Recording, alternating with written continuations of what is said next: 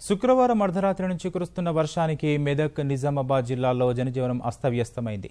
వాగులు, చెరువులు పొంగిపొర్లుతున్నందున చాలా గ్రామాలకు రాకపోకలు స్తంభించాయి. వరద నీరు వల్ల లోతట్టు ప్రాంత వాసులు తీవ్ర అవస్థలు పడుతున్నారు. విద్యుత్ సరఫరా నిలిచి కొన్ని గ్రామాలు ఇబ్బందులు ఎదుర్కొంటున్నాయి. వేల ఎకరాల్లోని పంట నీట మునిగింది.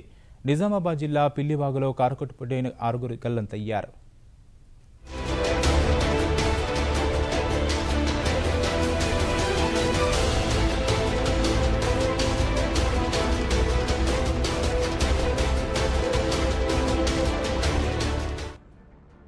ఎడతెరిపి లేని వర్షానికి మెదక్ జిల్లా అతలాకుతలమైంది.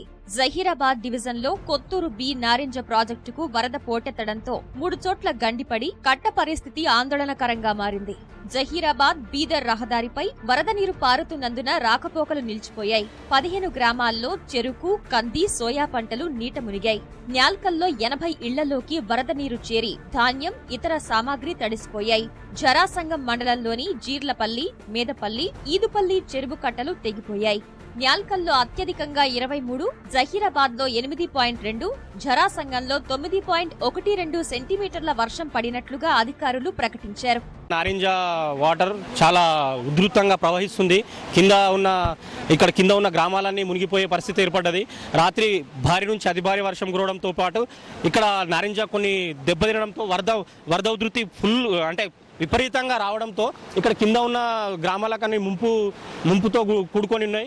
30-40 సంవత్సరాల క్రితం నుంచి ఫస్ట్ టైం ఇట్లాంటి వర్షం కురవడం, ఇట్లాంటి వరద పొంగడం ఈ దాదాపు బ్రిడ్జ్ నిర్మించినప్పటి నుంచి అని పెద్దలు చెప్తా ఉన్నారు.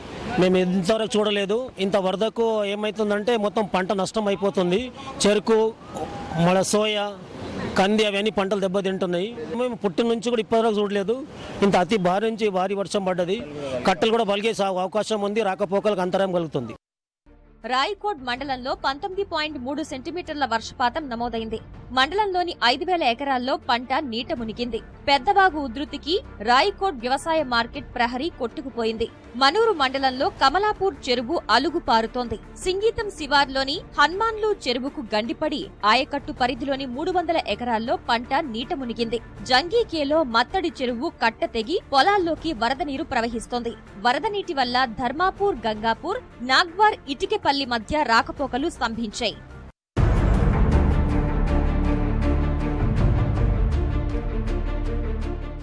న్యాల్కల్లో వర్షానికి ఇళ్లు కూలిన ఘటనలో ఓ కుటుంబానికి ప్రాణాపాయం తప్పింది.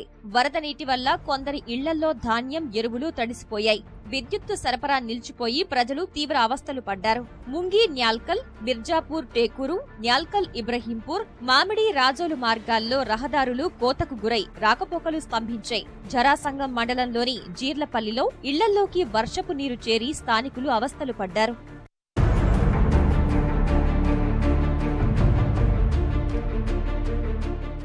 నిజామాబాద్ జిల్లాలో మద్నూరు మండలం పెద్ద ఎక్లార గేటు వద్ద జాతీయ రహదారి వంతెనపై లారీ ప్రమాదంతో రాకపోకలు స్తంభించాయి. జుక్కల్ మండలం కౌలాస్నాలా ప్రాజెక్టుకు ఎగువ నుంచి వరద పోటెత్తడం వల్ల 7 గేట్లు ఎత్తి నీటిని దిగువకు వదులుతున్నారు. కౌలాస్నాలా గేట్లు ఎత్తడం వల్ల బిచ్కుంద మండలం దేవాడ వంతెనపై వరద నీరు ఉధృతంగా ప్రవహిస్తుంది. బిచ్కుంద, బాన్సువాడ మధ్య రాకపోకలు నిలిచిపోయాయి.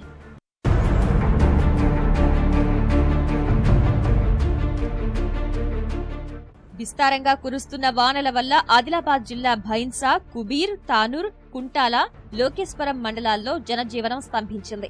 వాగులు, వంకలు పొంగి పొర్లడం వల్ల వందలాది ఎకరాల్లో పంట నష్టం వాటిల్లింది.